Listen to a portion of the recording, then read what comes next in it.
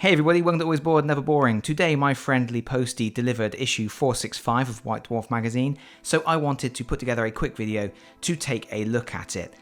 If you're new to the channel, I don't normally go through White Dwarf magazine in detail. There are other YouTubers who will do that. I really only do these videos for the people who are fans of Warhammer Quest, because I like to go through the magazine and pick out any content relating to any of the Warhammer Quest games. So that's what I'm going to do in this video, because if you remember, in issue 464 of White Dwarf magazine, there was the first article in a series called Tales from Ulfenkarn. The first article introduced us to the 8 heroes that are included in the Warhammer Quest Cursed City box. And the lead developer of the game gave us a little bit of fluff about each character, talked about how they play in the game, and then suggested one of the treasure cards that works well with the various skills that the heroes have. And I said in my video about issue 464 that the inclusion of the Tales from Ulfenkarn article felt very much like the issue was already finished, the issue was already in production, and it was too late for them to remove that article. Because it really was like a promotional piece. It felt like an advert for a game that is pretty much gone now. It's very hard to track down a copy, so it seemed weird to have it. And I pondered whether they would continue that series going forwards. And indeed they have, because in issue 465 we have the second article in the series, which takes a look at the adversaries you will be fighting against. And again, I would say that this article is only in this issue because it was too late for them to pull the article. It feels very much like promotional material. It feels very much like they are promoting a game that they would probably rather not be. They would probably rather pull these articles, but it was too late to pull the articles and replace them with something else. And in fact, there is a second feature in this magazine which feels exactly the same. It feels very much like it was produced and set before all the Cursed City kerfuffle. But before we look at that, just a quick look at the free gifts that came with this particular issue, because there are 2 free gifts. One of them is rubbish, I would say, but one is very good. The first free gift is a poster, and I have to be honest, I'm not sure why anybody would put this up on the wall. First of all, it is a promotional poster for the game Darktide, which does detract somewhat from the very nice piece of artwork.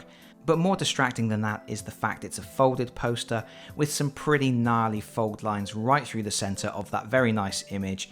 And frankly, as soon as you fold a poster, I don't think it's worth putting on the wall anymore. What are other people's thoughts? Share them in the comments. Let me know if I'm in the minority here and the creases do not bother you. The second free gift is much more interesting, because in White Dwarf magazine they have been doing a series on a new chapter they have created called the Tome Keepers, and they have included with this issue a sheet of Tome Keepers transfers. There's some really good stuff on here, and there are loads of decals on the sheet, but you've got all your chapter symbols, you've got your battle lines, your fire support, your close support, your veterans, your characters, vehicle stuff, squad numbers. It's all good stuff, and I think this is going to be in high demand. I predicted that many people would want this issue just for this transfer sheet, and there is a chance that some of these transfer sheets will be hitting the secondary market at inflated prices. If you want this transfer sheet, it may be worth locking in your pre-orders for this issue as soon as possible, I would say. The other thing of note before we get to the Cursed City content is the little card insert.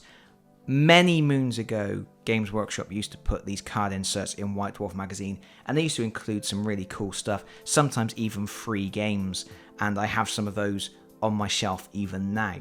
But it's something they stopped doing for a long time, and then 3 issues ago now, they started to introduce this card section again, and it's a really nice way for them to put some extra character cards and things like that in the issue. I'm hoping at some point that they will include Blackstone Fortress cards or Warhammer Quest Cursed City cards, something like that on these center pages, but as of yet they haven't done that. In this particular issue, you are getting 2 new characters. For Age of Sigmar, they are sellswords. There's an ogre and a gargant, which work in conjunction with the Tome Celestial article in this particular issue. But enough about that. I know that the Warhammer Quest fans are most interested in this article, Tales from the Cursed City, The Hostiles of the Cursed City, the second article in this ongoing series. And It's a bit boring. It's not a very interesting article. It is very much what you would expect. They talk through each of the different types of adversary that come in the core box. If you were being generous, you could probably say they give you some tactics or strategies for dealing with the enemies, but it's really not very in-depth. It's basically along the lines of, the zombies are a little bit tougher, they have an extra wound to most of the other minions you will face, but they're slower, so you can keep your distance, but you can get overwhelmed. The bats are fast. It's stuff like that. It is very much something to introduce people to the game. If you already have Cursed City, I don't think there is anything in this article that you will find remotely interesting. If you don't have Cursed City, this is the kind of article that might encourage you to go and look for a copy, but of course, it's now getting more and more difficult to find those copies. I still get people saying that they have seen them in their local game stores, but it's not a game you can buy from Games Workshop Direct anymore, and I don't think there are any online retailers, at least in the UK, that have copies now. It is a case of hunting down local game stores that might have one copy sat on the shelf somewhere.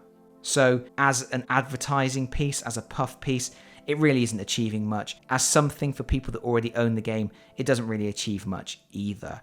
It is just talking about the monsters. It's got obviously nice images of the painted minions, but if you have the game, you already have seen these. It doesn't really share any deep and meaningful tactics. It really is surface level stuff. It says things like the Kosagi are a bit slow, but if they hit you, they're going to do massive amounts of damage.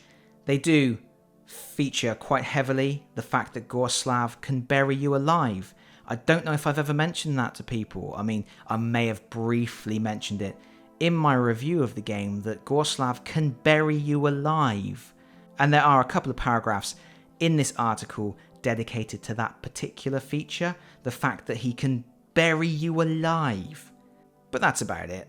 At the end of the article, it says, we draw to the end of this month's Tales from the Cursed City, which suggests there will be another article again. But really, I would think that as soon as they are in a position where they can remove these articles from White Dwarf, they will. Because it does feel a little bit like rubbing salt into the wound for people. I do really feel like this is only in this issue because it was too late to remove it. Speaking of which, there is one more reference to Cursed City in this issue. Here on page 120 we have a Black Library feature called Sagas of the Realms, which focuses on the anthologies and novels set in the Age of Sigmar, and it basically has almost like a reading list, a suggested order in which to read things, and they pick certain novels and anthologies and call them a great first read. And as we flick through, we can see all kinds of novels and books are mentioned, and then right here, we have a recommendation for C.L. Werner's Cursed City, which to the best of my knowledge is not available direct from Games Workshop at the moment, and there is no indication yet when it will be again. I guess it's probably sitting on shelves in some Games Workshop stores, and it may well be available from third-party retailers somewhere, but I am not aware of anywhere where it is easily available at this time. And again, this feels like a holdover from when they were putting together articles expecting Cursed City to still be available. And that's it really. As I mentioned at the top of the video, I'm not going to go through every feature in the issue, but if you do have any questions about particular features that are in this issue, do feel free to ask them in the comments below. I will do my best to answer. But overall, I would say if you are a Warhammer Quest Cursed City player, there is nothing really in this issue that makes this a worthwhile purchase, unless you are a completionist and you would like everything that has any reference to Cursed City in it. But of course, if you are thinking of putting together a Tome Keepers chapter, or you just want some extra decals for whatever chapter you do play in Warhammer 40k, this is going to be a good purchase. And if nothing else, the special subscriber edition of the magazine has my Plague Boys on the cover. So there's a bonus mark there.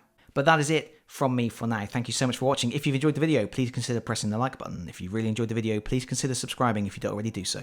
And hopefully, I'll see you all again very soon. Bye bye everyone. Bye bye.